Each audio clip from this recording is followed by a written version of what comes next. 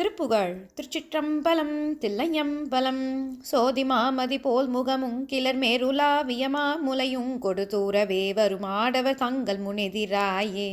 சோழி பேசி முனாலில் நங்கிய மாதர் போலிரு தோலில் விழுந்தொரு சூதினால் வரவே மனை கொண்டவர் உடன்மேவி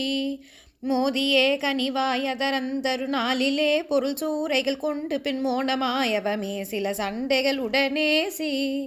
மோசமே தரு தோதக வம்பியர் மீதிலே மயலாகி மனந்தலர் மோடனாகிய பாதகனும் கதி பெறுவேனோ ஆதியே எனும் வானவ தம்பகையான சூரனை மோதியரும் பொடியாகவே மயிலேறி முனிந்திடு நெடுவேலா